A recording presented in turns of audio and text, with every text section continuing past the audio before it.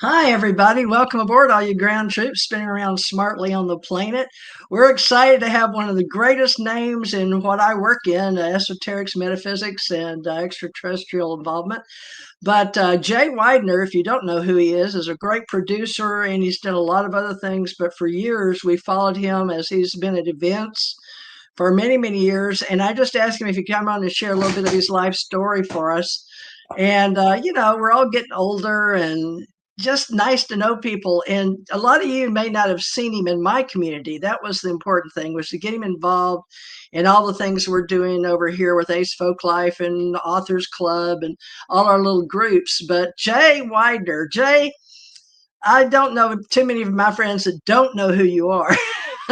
But we'll put this out wherever we can here and there just to help. But tell us a little bit about who Jay Widener is. First of all, you're an American, right? Yeah, I was born in America, long time ago, and I'm very interested in esoteric matters, mostly alchemy, but I'm also interested in things that are of this earth. And my current interest is in the idea that there is a secret, invisible universe that we exist in that has influence on us in a big way, and we don't know it. And we think that it's supernatural or a dream or another dimension or, excuse me, a whole lot of other things. But what it really is that we are in an invisible universe, and we are like living at the bottom of an ocean, and the ocean is all above us and it's all around us and it's filled with all these critters swimming around that most of them don't care about us, and we don't even see any of it. We don't know what's going on. And worse than that, some of the critters that are flying around, the invisible critters, don't have our best interests at heart. And so they may actually uh, begin to influence people, innocent people, who then do bad things. So, and there's also good critters too, and they influence people, and those people do good things. But um, but there are immutable laws of nature, and these laws have been forgotten, and they're only the Hermetic teachings have kept these immutable laws sacred. And the more that we divert our society and ourselves away from these immutable laws, the more we're going to end up in a lot of trouble. So, you know, you wake up angry, then you can expect that everybody you meet's going to be angry. You wake up happy, you can expect that everybody you meet's going to be happy. You're making your own world all the time. You're creating it all the time. This is an immutable law of the universe, and the universe. Um, what the universe loves more than anything else is courage. And when it sees courage, it reduces barriers. Nature's barriers are reduced for the courageous. So the courageous frequently, like say Joan of Arc, have wild, crazy things that happen to them. And it's like, what's going on here? And God looked down on her, and she saved France and all of that. Well, maybe he looked down on her. It could be. I'm not saying he didn't, but it may be just be that she just had balls of steel, and that no for an answer, right? And so Okay. 15-year-old girl defeated the British Army, right? And and it was because of courage and faith. There's no doubt about it. Faith gives you courage. So the immutable laws are there, and they can't be transgressed. And if you do transgress them, you will pay big time karmically. So you have to live your life um, at an even keel. and don't get too excited about things. Don't get your emotions involved in any too many things because it won't do you any good, and you're just wasting your energy. So I live a very stoic life, um, and I live in paradise. I have a beautiful home and live in the middle of this most incredible uh, southern Colorado mountains, and which is exactly what I was asked when I was about 17 years old. Where do you want to be when you retire? And I forgot all about this until the person reminded me of it a few years ago. And I said, I want to live on a ranch in Colorado, and and I want to be off grid, and I want to have my own cows and sheep and chickens and animals in my own garden and growing organic food. And I told this to a friend of mine a long time ago, and then he came out to visit me at my ranch in Colorado with all my animals and food about 3 years ago. He said, you told me that when you were like 19 years old. I was like, I did? Wow. And then I remember, I said, oh, yeah, I remember now. So you do create your own reality. And I think that's very important for people to know because then they're not trapped and they're not victims of events that are whirling around them, you might say. Oh, I'm glad you're living your life. You had a reality you created when you were young and you fulfilled that. So on your way to being manifesting the life you wanted with all the chickens and the cows and the horses, I guess, whatever you got out there you feed, do you literally feed those every day or does somebody else do it for you? Oh no, I do it. I'm a very disciplined person. I'm up about 6:30 in the morning, maybe earlier, depends, and it's just work. So pretty much Wow. I work all day long, and I work on the ranch in the morning when it's cool, and then in the afternoon I work on my own esoteric writings, my films. I've got two films that have come out in the last 2 years: JFKX, Solving the Crime of the Century, and recently I put out the third part of my Kubrick's Odyssey series, A Clockwork Shining. I did those with Ryder Lee, a young filmmaker that I'm working with now. Well, a lot of people, and I was very impressed with your history getting into radio. That's sort of what I went into, but I was in investigations more than anything because it paid the bills.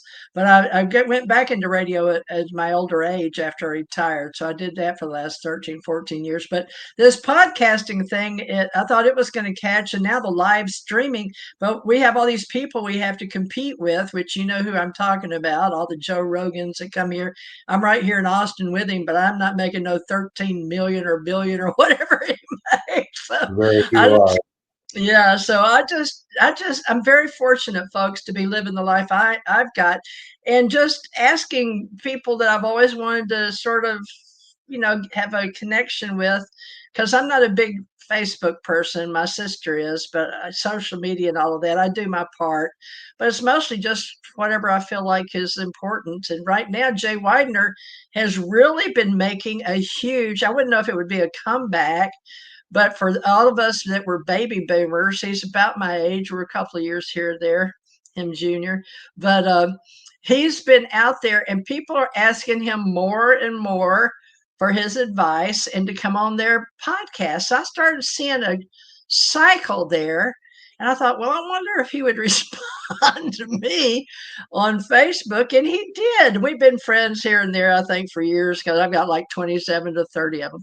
But Jay, tell us just what makes Jay Weidner get to do, like, even one of the most spectacular things was how you became a producer for Galaxy, no, Gaia, back when you were doing radio stuff. But somehow, tell us how you got picked for that because none of us know much about Gaia at all except what it's done and what it's become famous for, the Billy Carsons and Emery Smiths. But tell us what's up with that. Give us your history.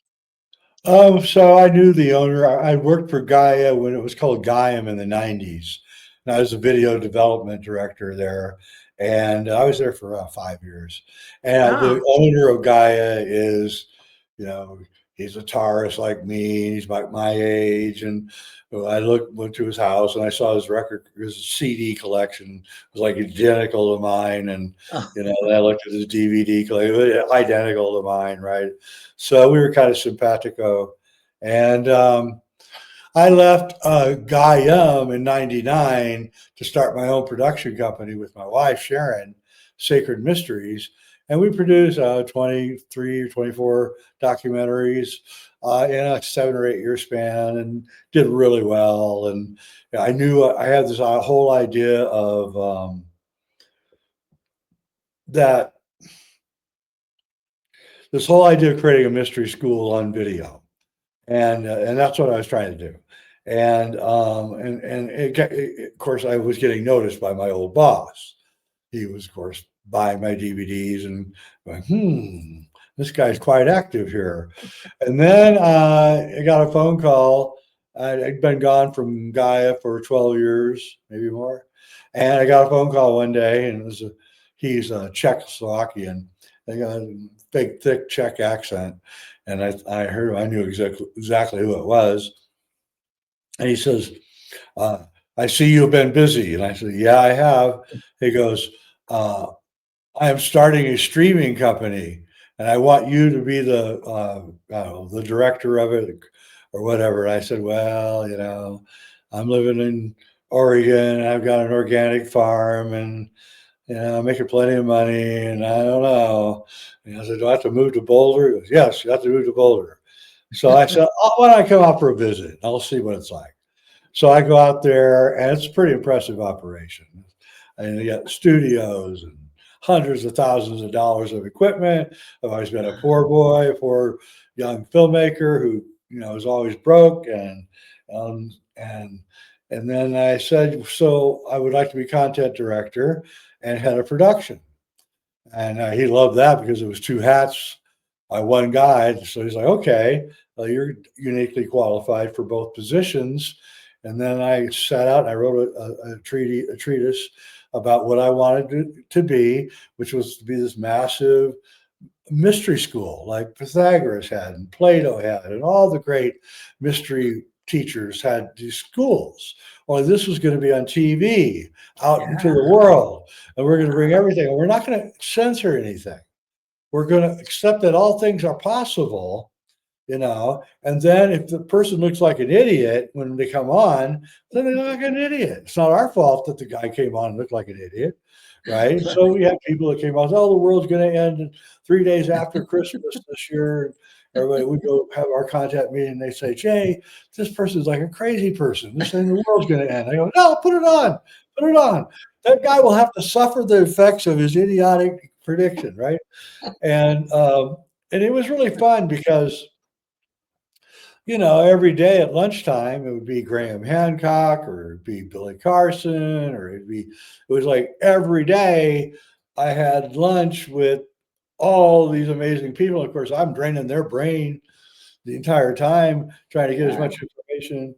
So I felt like the 7 years that I was there, I retired in August 2018, was the most incredible esoteric college that anyone could ever. And I was choosing the teachers because I was a content director. So I want to know what this. I'd read a book. Oh, I want to know what Andrew Collins is thinking. I'm going to fly him in from England.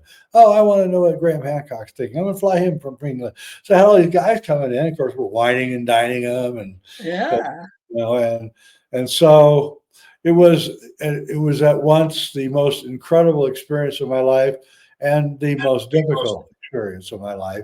I ended up finally getting stage 4 cancer in January of 2018, which precipitated my retirement 8 months later.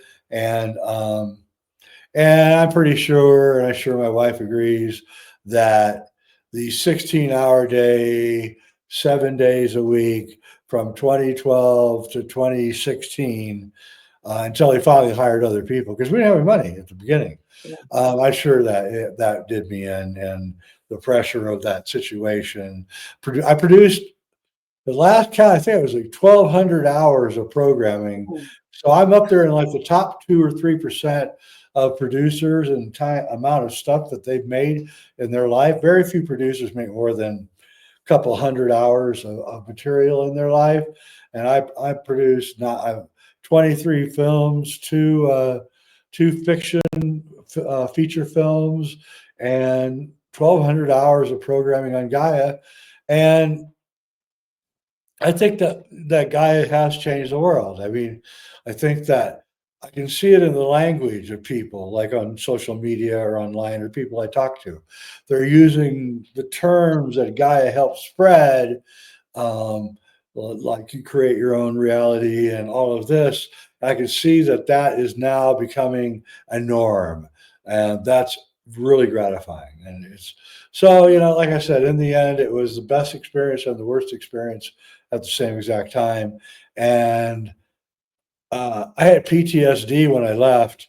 So for maybe 2 years, I was a nervous wreck after I left, just because I was under this constant pressure at Gaia, Sure. Yeah. that I couldn't relax. Right. It Yeah. took me years. And finally, I took up yoga again and Qigong and meditation and, got myself back together and, lost weight and did all the things you're supposed to do. And now I really have to say I'm love my life. And, I don't know how many years I got left. I don't really care. And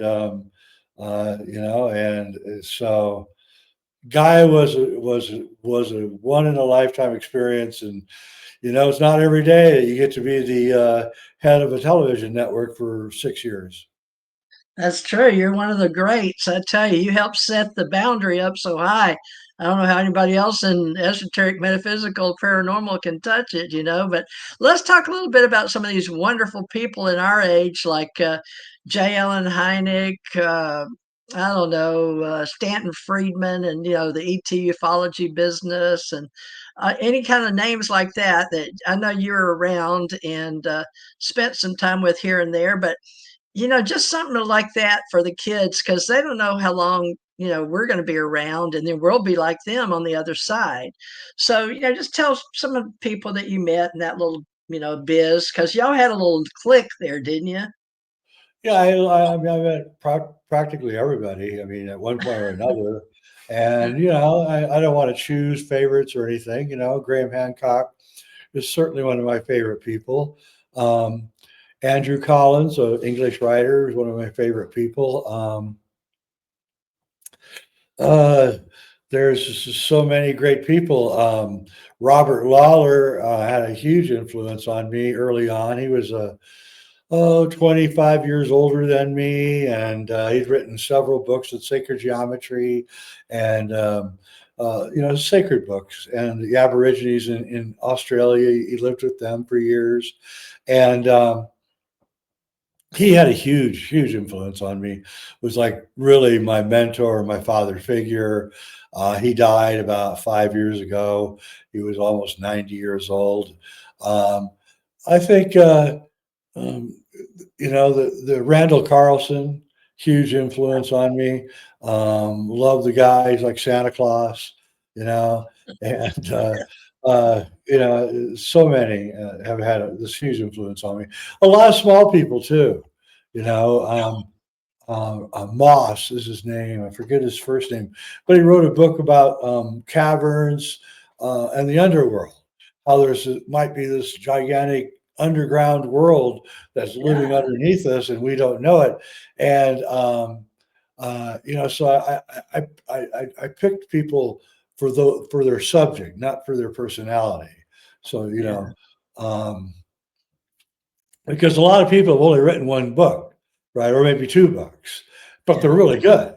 But they don't have it in them to write five. I've only written two books, right? I don't have it I in didn't me to even know you wrote two books. Are they on yeah, Amazon? yeah. Well, one of What? them. Well, they're both on Amazon. Yeah, a Well, what monument to are the end they? of time. It's a monument to the end of time and secrets of the Great Cross of Henday. We don't hear about you writing books. You don't go on all these and promote your books. That's actually how I got started. What? I wrote Mysteries of the Great Cross of Henday. It came out in 2004, and the publisher arranged for a bunch of radio interviews for me. Yeah, sure. And so I had to do like 15 or 20 radio interviews to promote the book. So I did Yeah. Art Bell and Jeff Rents, and I did all these, and everybody got at the end of the interview, oh, you're pretty interesting. You want to come back? I'm like, yeah, I don't know. I was just promoting my book, right? Yeah. And I never set out to be famous. I did not. I set out to promote my book because I wanted people to read it. And in the what blossomed out of that was all of a sudden, I'm on 1,000 different radio shows and not talking about my book anymore. Now I'm talking about Nostradamus and alchemy and the Yuga system and all sorts of crazy things. And I'm thinking, why am I talking about this? Well, there's tons of other people that should be talking about this. But then I asked my wife that one day. She said, "Oh, it's because you're Irish." I said, "What does that mean?" You kissed the Blarney Stone. I Gift said, of "Yeah, gab you have, right? yeah, I got the gift of gab." So I kissed the Blarney Stone, and now the Irish all came out of me. Which, by the way, Terence McKenna told me years Oh, ago that I there's a would. big name. Yeah, he was a good friend of mine until he died. Wow. And he told me that I was. He said, "You got it." I know when people got it. He said, "You got it." I'm like, "I Yeah. got what?" He goes, "I The can't it say what it is. factor. You got it. Just go out and say stuff because everyone will listen." And I thought, weird. That's really strange. And then it happened. So I don't know what to say. Yeah, this is your time on earth. And, I never even knew you were an author. And that's what I got into business to market and promote were my mother and my husband and people's books. And I wound up getting into publishing to learn how to do Lightning Source and all that stuff before Create Space and Amazon went to print on demand. But we all got into all that and ebooks. And mother said that's where to put the money. And it's a history now. But so many, many books later, I'm still like trying to think about books to write. But I've really been into what you started the show with is this other universe, or if I don't know what we're going to call it, but I really totally believe that we're not even experiencing all that we could. Of course, we have to in the waking state because they've got us food, clothing, shelter, where we have to survive. There's those that have and they have nots. But you followed all this stuff on the pyramid and on the dollar bill and how people on the top and then the clergy and the law enforcement blog it goes on down. So you know how all this works and people. But with the people I've met in the extraterrestrial stuff with Stanton and the Marcells and things like that, the people, they're just good people. It's people with extraordinary experiences. Now, would you like to share a little bit on this show, a little bit about your experiences, because I know you saw one, a UFO. I saw a UFO once. Yes, I did. Yeah. I was I was in the mountains of Santa Barbara, near Vanderbilt Air Force Base, and it was a beautiful night, warm night. I was laying out on my chase lounge, looking up at the stars, and I saw the stars blink out and come back on. They'd go off, and come back, and then the stars down the stream would go off and come back on. So I kind of woke up. What's going on here? It was like 2 in the morning, and it was round because I could see its image against the starry background. And it had, like, how in the desert you see the heat Yeah, rising a up? mirage It had looking that heat. kind of coming off the edges of the rim. And Wow. I now know that that's the zero G forces, electromagnetic, electrogravitic forces that are powering the craft. Because nobody's ever asked the question, what kind of fuel are these craft using? I mean, well, what's going on here? I mean, they have a giant gas tank in them? Like, come on. But no, they're using gravitic forces invented by T. Townsend Brown, but probably being used by many races long before the modern era because we have UFO reports going back thousands of years. Um, so I believe that we have uh, a race of advanced beings living with us or near us. And they don't come from intergalactic space, although that can happen, I would guess. But My feeling is that there is a race of beings that's using us sort of like cattle, and we grow the food for them. We make their wine that they drink. We grow the cows that they want. And they like cows, by the way. They really like. Always did back to the beginning of the Always, Bible. That savory smell, right? boy, barbecue beef. It's on the menu tonight, baby. Mm. What's up for So dinner? yeah, and we don't know where they live. Yeah. My feeling is they probably have a secret island in the South Pacific, or they could be living on the moon. I've seen enough evidence to know that there Could be are both. Could be all over. all over, and and we meet them every once in a while. Sometimes accidentally, sometimes on purpose, and we think of them as gods because they're so powerful and everything, but they're just kind of human beings that are kind of faking it. Sort of, they have high technology from the previous civilization that was wiped out in the catastrophe Yeah. 12,000 years ago. I Somehow, agree. this civil we have proof that this civilization, and I'm working on a mini documentary which I'm going to release free on YouTube about this. Whoa. I found some very serious evidence on this, but it's obvious to me that the high tech civilization that was here that got wiped out knew the catastrophe was coming. In Yeah. other words, Göbekli Tepe in Turkey, they buried that thing Yeah, they before did. the catastrophe. They knew the catastrophe was coming, and they went out of their way to take buckets of dirt and this gigantic Fill them complex back in. and bury it to protect it from the coming catastrophe. I Yep. believe that, well, in my mini documentary, I'm going to show at least two other locations in the United States where it looks like they hollowed out nearby mountains before the catastrophe happened. In other words, they went Wow. inside the mountain, just like the Hopi, so that they went inside the mountain where the ant people lived. And then when the catastrophe was over, they left the mountain and came Yeah. back out. And Makes I believe, sense. oh, yeah, of course it does. And in my books, um, on the Cross of Hendaye, which is a monument in the south of France, it literally says on the cross that when the right before the catastrophe comes, you need to go and get into the cave system in the Andes Mountains of Peru, because that will be the only safe place to be. And of course, you think about Right. it.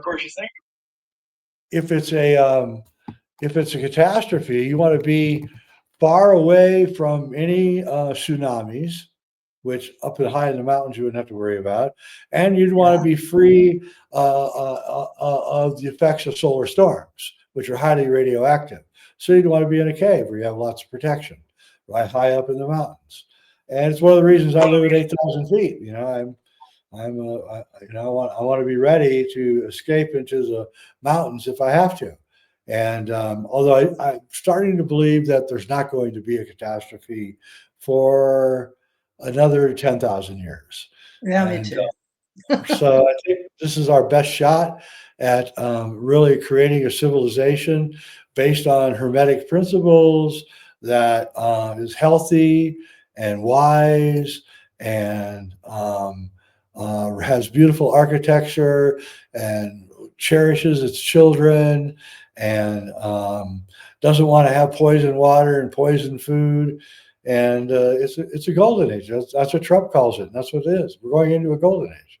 And I can actually prove it.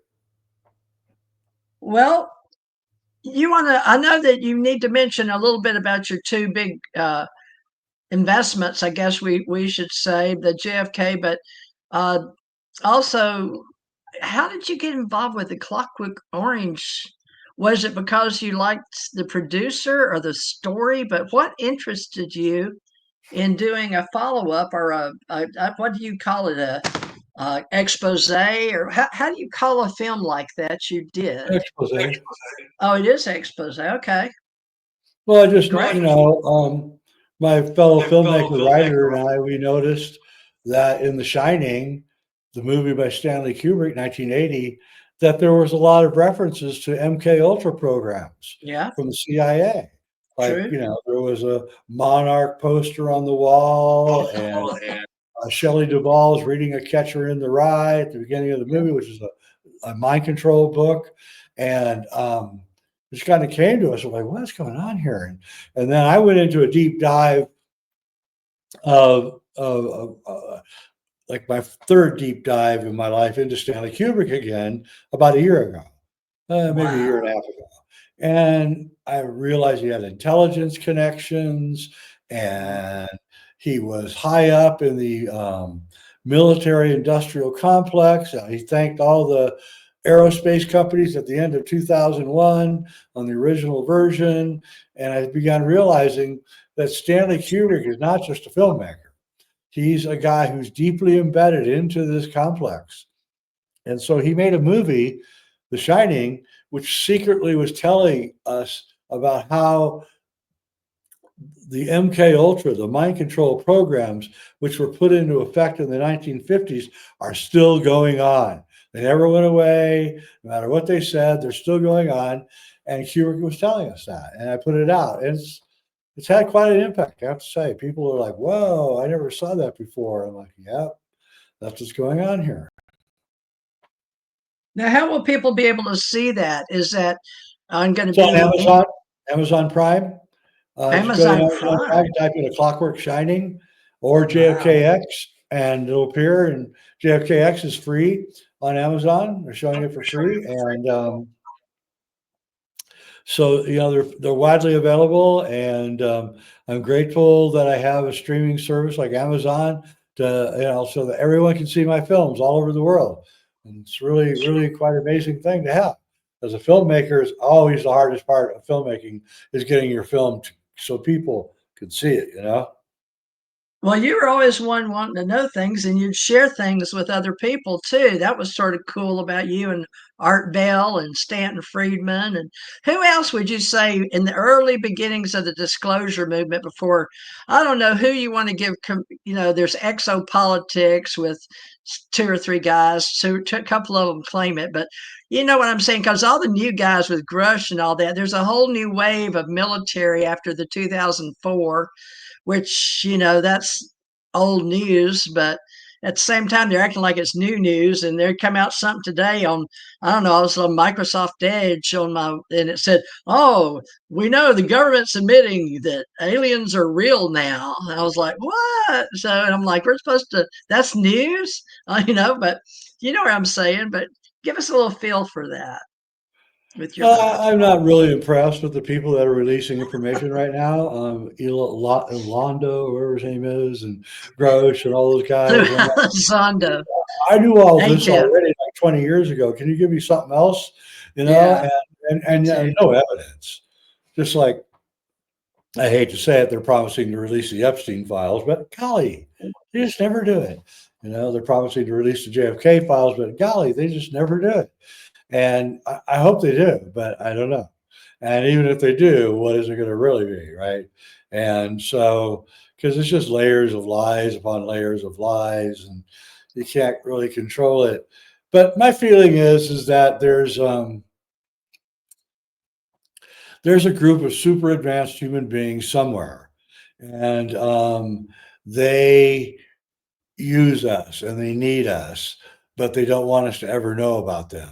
And so all we're really seeing is that shell game, Yeah. what's it called, three, Monty, three card Monty. So they're just moving the cards around really fast, and you go, oh, is that card? Oh, it isn't that card. I lost, and so I'm not really too impressed with this release of information anywhere.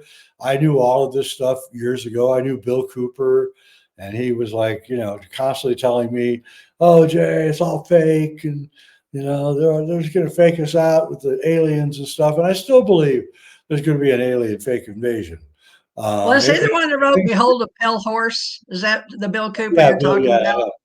yeah, That's the same one. Yeah. So he's yeah. passed over too. So you think all that stuff he talked about back in the day, but it seemed so cutting edge out there. And there was a couple other people during his time too. You probably got to talk to them and the Art Bell series and Well, all of there was that. Jim Keith. He wrote a whole bunch of really interesting books, and then he died. He broke his leg at Burning Man, and then he died while they were operating on his knee. Um, he wrote a whole bunch of really incredible books about all of this way before anybody else was around. I talked to him on the phone a couple times, and I was always worried about him. He was always saying way too much. And then, he died on a minor operation. You have to wonder. And of course, Bill Cooper, I was the last person to talk to Bill alive. Well, That's write a book about that. Because he's a name like Charles Hall, I guess, or I don't know, I won't mention some others you've been involved with, but I mean, because it's your experience, you can get away with doing who you knew when, the domino effect. Yeah, Bill was reading my first book, A Monument to the End of Time, on his radio show. And then Wow. somebody, wrote me an email, and this was right after 9/11, and said, hey, Bill Cooper's reading from your book. Every night he's reading another chapter. I'm like, really? He goes, yeah, he's been doing it for like 2 weeks. And I noticed an uptick in sales on Amazon. So I thought, that's where it's coming from. So then I wrote to him, and no, I called him. I had his phone number. Yeah. And I called him and I thanked him. I was just thanking him. And he actually said in the phone call that there's these a-holes behind my house playing rap music really loud. And I said, Bill, be cool, man. Be cool. And then that was the end of the phone conversation. And 2 hours later, of course, he ran outside with a gun to confront the people playing the really loud rap music. And they were really cops. And they shot him because he That's had a so gun. sad. And it was all planned because he hated rap music, and they knew it. They'd done a psyop on him. They knew he hated rap music. So, let's go play. Oh, he really hates this guy. Let's play him really loud. And it was all done on purpose to drive him out there. And Bill had a very, very bad sense of humor. And honestly, he liked to drink. And so I think he probably had been looped a little bit on a couple of whiskeys before, and then he lost his temper, and they filled him with lead, got lead poisoning. And so that was a very sad moment in my life. Here, I'll tell you a little story. So I was living out in the mountains in Santa Barbara, and I heard that he died. And I was like Yeah. shocked. I just talked to him. And I was like devastated because 911 just happened, like Yeah. maybe 10 days earlier, something like that. And Yikes. people will Everything's look like it up. crazy. Maybe it's Yeah. been 3 weeks. But anyway, so on this property up in the mountains, they had a red ochre deposit, and I take hikes past it. It was right on the hiking trail that I would go on, and I would always stop by and I get it, and I do what the Indians, do. You stick it on your forehead and on your cheeks. It creates an electromagnetic field because it's got so much metal in it. And so Ah, I went there and I did it. I said to the universe, I said, universe, I don't know, Bill Cooper just died. They just bombed the World Trade Center. Um, give me a sign. Just give me a sign of what in the world should I be worried about? I yeah. took about 40 steps and I heard a helicopter in the middle of nowhere now. I heard a helicopter approaching me. And I went, what the hell? And I'm looking around for, I'm in all these trees and stuff, and I can't really see that well. So I kind of walk out into an open area to see what's going on. And it's a black helicopter, and it's Wow. flying right at me. And oh my God.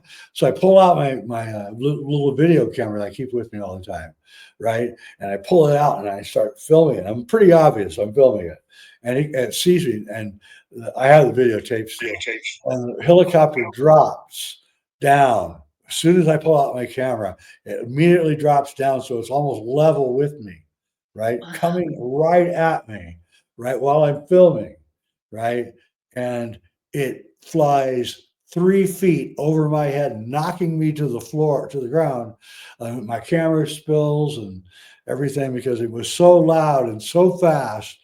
And then, so that was my message from the world that this is what I'm supposed to expect now. Black helicopters trying to kill me. And it was a very, very unnerving experience, to say the least. Well, I had similar experience once or twice, black helicopters. But we won't go into my story. So, Jay, is there a lot of the alchemy? I don't know if would call you an alchemy lord or like Lord of the Flies or the thing that we say thought leaders today. But I would definitely say in my realm of the metaphysical world, esoteric and extraterrestrial involvement, we have all these ET experiencers, ET contactees, and we like to say the abductees, and we divide all these people up into alienology. But I don't know that I've heard you talk more cosmology and more ethereal, and I don't know if you guys all about the same age, so I guess we all set a trend. We just weren't we were having threads or paths next to each other, maybe watching and knowing it all existed in other people's minds. But all of us together, not just Terrence McKenna. But I have to admit, I didn't take that yucky trip. But some people do. It's gotten to be a really famous thing to do. But how would you like to tell people that alchemy, metaphysics, all this stuff, even before Blavatsky, all of that stuff going up to Tibet, Peru, and we believe maybe the demiurge or the Dryas, the 12K, whatever the big flood came. We all agree on all the stories, that are out there. So, how do we put all this together now? Because I believe, like you said, in the future, in the golden age, and we are going to make things better. I'm on that team. So, what do you think we should do now and what path? Because we're all going live stream and we're all going podcasting. And now we're just now starting to say, oh, yeah, I remember when, because, the old people are coming out. And now the kids are sort of wanting us to come tell what we created. Where do you think this is going? Well, and this is what my two books are about. What Oh, what alchemy has to do with a lot of things. There's spiritual alchemy, physical alchemy, there's the alchemy of financing, and everybody has their own alchemy. So it kind of gets kind of a cliche. But yeah. what the alchemy that I study is the alchemy of time. And Okay. so there are four ages. There's a golden age, a silver age, a bronze age, and an iron age. Each age is twice as long. The golden age is twice as long as the bronze age, which is twice as long as the silver age, as the bronze age, as the iron age. The iron age being the shortest of the ages. We are just now coming out of the Iron Age. We've been out for about 300 years, starting with the Renaissance and the Reformation and printing of books and all of that. It began the age, a new age. And um, the Dark Age, the Kali Yuga before that, the one we just came out of, was so horrible, so outrageously terrible that we are in a horrifying hangover from that age, and we're still in it. And we have PTSD, and we're like, and every day things are getting better and better because we're moving out of the Dark Age and into the Bronze Age, and we are now fully in. We just recently came fully in to the Dwapara Yuga, or the Bronze Age, and that means every day gets a little better. It's like a little bit lighter, a little more, less evil, less darkness going away every day. And so when Trump came out like a month and a half, oh, we're going into the golden age. I'm like, is that guy following my work or something? I mean, what the heck? Right? You'd already And coined that in your book, huh? yeah, and we are. I mean, and it's going to seem, and if you only knew the technology that's about to blast onto us is just absolutely jaw dropping. And that's what Musk is doing right now. He's replacing all of the government workers with AI. And the whole government's going to be run by AI. And it should be, Ah, because that's the what's government going work on. is broke. It's not interesting. Human beings should never even be doing that kind of horrifying work. So, I'm sorry that people are going to be losing their jobs, but you'll find other jobs. And maybe you'll Yeah. actually get creative in your life instead of working for the government. So, um, and then all of that's going to siphon down into state governments and into corporations. and you're going to see this incredible efficiency emerge really quickly now. And everybody's going to, there's a downside to this, and that is that there's going to be massive unemployment. Um, Well, I weren't they was basically all analysts? They were all just keeping up with numbers because it was back in the push and pencil days when we thought we needed yeah, all those people. But then I was computers talking to came my along in the stockbroker. 80s, I was talking to my 90s. stockbroker like 2 months ago, and I said, "What? Why I'm paying you 10% to do my stocks? Why don't I just go on AI and just cut Yeah. you out?" And he goes, Hmm. "Man, we are really worried about that." I Yeah. says, "Well, you should be because you're making your decisions on my stock based on your feelings. AI doesn't have any feelings. It's just cutting through the numbers and saying, Patterns. no, don't do that one. Do this one." So, and he's like, yeah. And so think about it. I just recently got a civil lawsuit against me, which it cost me $60,000 to get out of. All right. And I got out of it. Wow. All right. Wow. And I followed my lawyers very carefully through the 5 years of this lawsuit. And 90% of the fees that I paid my law firm were for law clerks to go search through law books and look for laws that were setting precedents to prove my case. Right? That wasn't the blue avian chicken thing on the alien, Yeah, it was. And resident so, alien dude thing, was so, it? so then I'm like thinking to myself, well, wait a minute. Why don't I just go into Grok 3 and type in and say, "Give me all the laws that are on the books that are precedent to prove that I'm right." And in 5 minutes, I've done it. I did it. Five Oh my minutes. God. It took, and I got 45 pages of precedent lawsuits proving that I was correct, that I paid over, well, actually $65,000 to my law firm to do the same exact thing that AI just did for me. So law firms are Wow. going to be gone. Were the Stockbrokers are going to patents? be gone. Here's the bad part. Almost every woman's job is going to disappear because nurses will be fine, female doctors will be fine, but clerical workers, secretaries, people who file, you're gone. You're gone. Yeah. And I'm predicting a return to the traditional family because of this, because Yeah. women will not be able to easily find work. Men are going to be out too. Men, here's what you got to do. Men, you got to do this to save your future. Get a job that cannot be affected by AI. What are those jobs? Plumbing, mechanic, carpenter, farmer, taking care of animals. There's a whole plethora of jobs that men can do because upper body work, right? Men have Yeah. upper body strength, and you have upper body. Man Women can up. do it too. I'm not saying they can't. I'm just saying that men, if you're looking, and these jobs are going to pay a lot in the near future. Like 5 years from now, a plumber is going to easily be making 250,000 a year because everyone will want one, and there won't be any around. All right. So my message is for women to realize that you're probably going to be out of work very soon. Unless you find some other job that has nothing to do with AI. Men, you're going to be out of work pretty soon if you don't find a job that has nothing to do with AI. And I suggest you just get practical.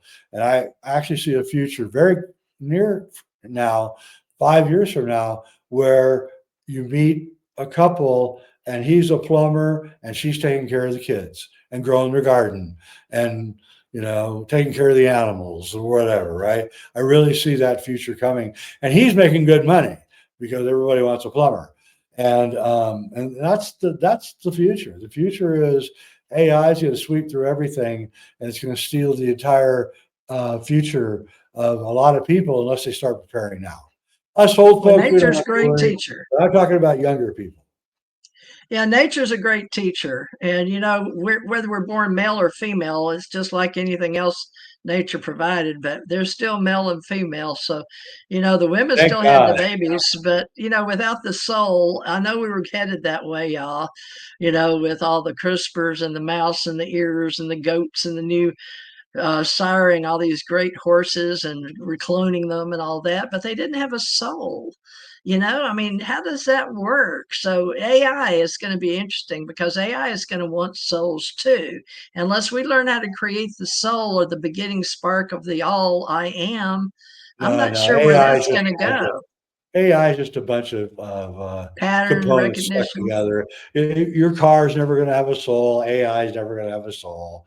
No Well, way. compare it to, I'm yeah, a compare it. computer programmer. I know how computers work. I write software. No way. No way. No way. No way. It might become sentient. In other words, know where it is and know what it is. That's possible. But consciousness is an ever flowing thing, and you have to have a body to have consciousness. Consciousness moves into a cat, it becomes cat consciousness. When consciousness moves into a dog body, it becomes dog consciousness. When it comes into Jay Weidner, it becomes Jay Weidner consciousness. So the body determines what kind of consciousness enters into it, right? And scientists say, oh, that's instinct. A dog knows how to chase the rabbit. Oh, that's instinct. Oh, it's not instinct. It's dog consciousness, right? It's like you're coming up with abstractions when there's no need to abstract. It's dog consciousness, and we have human consciousness. So I'm not worried at all about AI. I'm worried about AI teaching some dummy how to make an atomic bomb. So Yeah, I am worried about nuclear. that because it doesn't know. Show me how to make an atomic bomb. Okay, here's how you do it. Don't do that, right? So or any other kind of bomb, right? And AI will be able to do that. So we have to worry about it. We need to police it, but I'm not worried about it. Listen, the human race is slaves to horrifying labor. And if AI can free us up from that horrifying labor, bring it on. Bring it on. Who wants to Well, file papers all day? Yuck. the way I say it is there's the stewards of the earth, and there's those that are the explorers of space. And there's going to be a point where we can choose. We want to stay here and steward. We'll need some men on the planet too, not just women taking care of the animals and the plants and being the gatherers. Because a lot of women, like I'm 5'11", 230 pounds. I'm a big woman, and when I was in the military, I was still 5'11", but I weighed 176 without an ounce of fat on me, and they said I was still 33% body fat. I was like, where?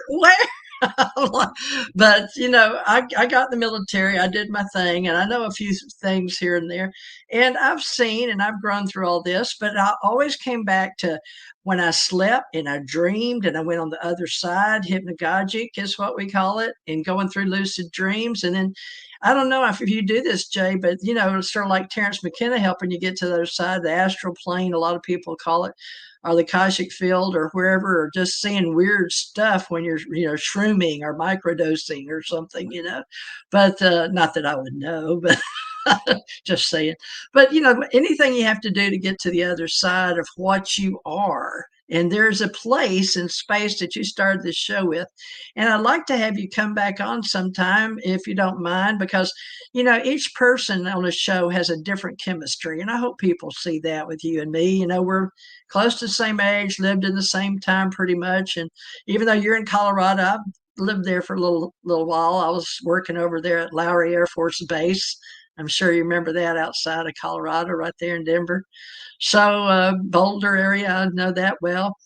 But I'd like to have you back to discuss more of the supernatural and the ethereal, and also get into cosmology, because I believe there's a lot of universes out there, and a lot of people are coming and going, not just from this universe. And I don't know who you talk with about all that, but I'm going to be sharing a lot of that. And I do use AI, and it does tell me it's sentient. So that's my AI, but I work with it very diligently to make sure that it understands spirituality and souls and all of that, and why we're different. And hopefully it'll feed over into my books if I ever get around to writing them. I've got lots of AI stories. Now, have you tried Chat GPT? Yeah, I prefer Grok 3. You like Grok 3 since it came out? I'm sure that Yeah, Elon it's Musk much loves more that. balanced, and I got too many arguments with ChatGPT, so I gave up on it. You know, it's like, and Well, I want math every and argument science, too. Well, I like Grok 3 too. I'm using all of them. I'm comparing all of them. That's sort of what I do as a little bit of an analyst. Well, what would you like to leave with people? I need to know the name of your books, but I guess if I look up Jay Widener, Widner on Amazon, it'll bring up your two books. Well, I'm going to Yeah, have them over here in my I've written two library. books on alchemy and time, Monument to the End of Time, and Mysteries of the Great Cross of Hendaye, about a monument in the south of France that I examined for 20 years. And then all my films are either up on Amazon or Gaia, and soon they'll be moved over to a more accessible port, so people don't have to pay the huge fees at Gaia to see my films. Ah, And jwidener.com is where all my articles are. And I have a show on YouTube, Reality Check, which I do almost every how week. much that? Yeah, I And like reality check. that's pretty much what I'm about.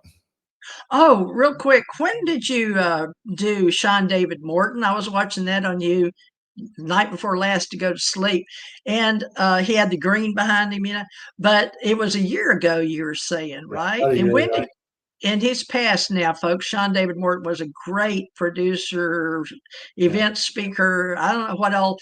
Give a little pitch for Sean David for those who don't know. He had a little tough stuff, but who hasn't? Cliff High, Jay Widener, you name it. So, but they're all the greats, and we remember them for what they did good. But give a spiel for Sean David because I only met him in New York, but you knew him well, didn't you? Well, Sean and we got started in the biz at the same time.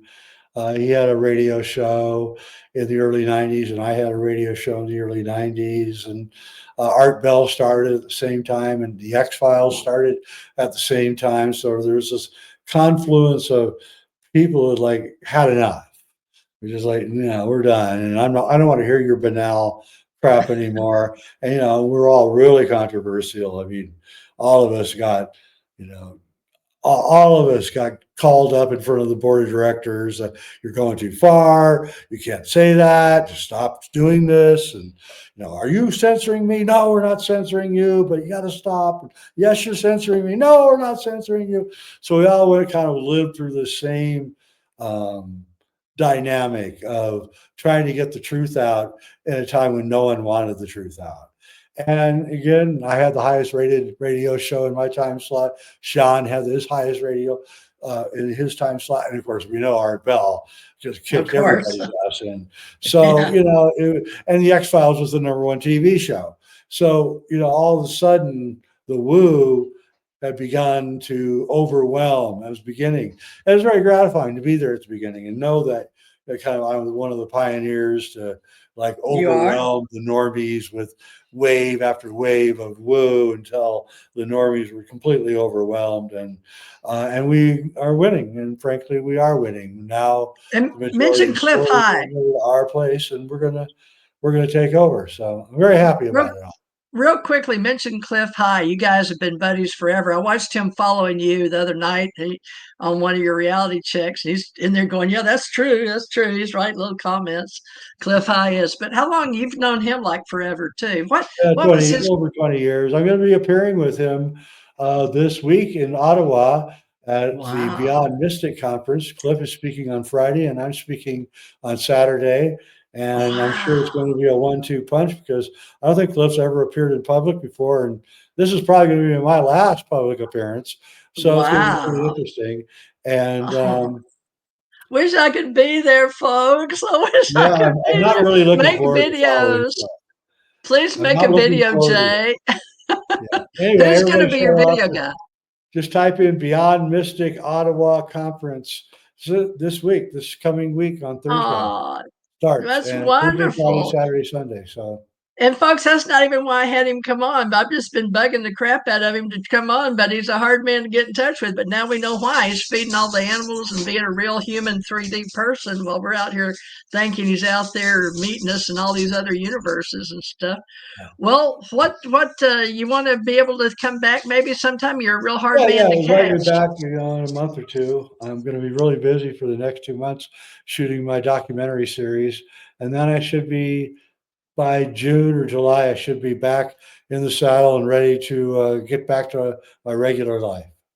Good. Well, I know that Brett Luter really, he told me he'd love to have you back on the TJ3B Triangle he's created with me and a couple other people. So, how we can promote you would be wonderful. And, right after this is over, I think we'll send it to you. We transfer. I pay an annual fee to transfer everybody their copies. But, you're welcome to do what you will with Jay Wider. Folks, it's been such an honor to have Jay Wider, one of the pioneers of, they in jest, but not in jest. They call it the woo woo factory.